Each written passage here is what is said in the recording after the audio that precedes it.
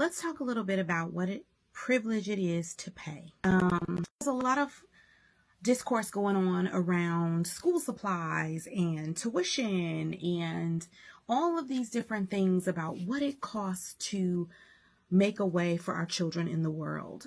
And I saw a post on here a couple of weeks ago where folks were a woman was asking about, a mom was asking what ways she kept her Black children connected while giving them better education, maybe in a private school or through other resource activities. There's a lot of conversation on here about Jack and Jill, et cetera, and so on. And I'm going to tell you straight away, I believe in paying for education. I believe in being educated in spaces with other people who believe in paying for education. I don't necessarily also agree with the school voucher program and those types of conversations, because what that tells me is that I am willing to cover education for my children because I can afford to do so, but I do not want your children to also be funded as well, and that is a shame on all of us. And I say that to say, because I'm having this conversation and I'm hearing a lot of this conversation around the school supply conversation. Let me just say this. If you don't got it, just say you don't got it. And that's okay.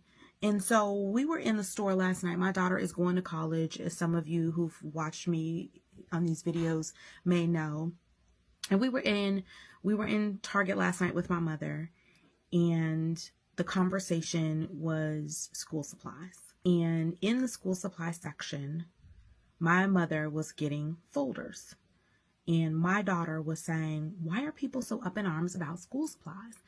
And I said, "Dear, because they don't have it." And I understand the concept of not having it. And I understand the concept of not being able to afford it.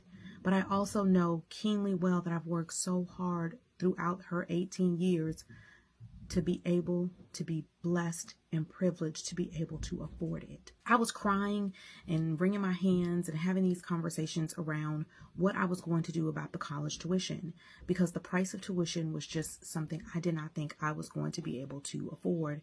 And boy, God has provided us so many rams in the bushes over these last couple of months by way of scholarships, by way of grants, by way of literally just money that we had no idea we were going to be able to get. And because of what I make, people being the government and the university, thought that, you know how it is, you're too rich to get aid, but you're too poor to pay for it, right?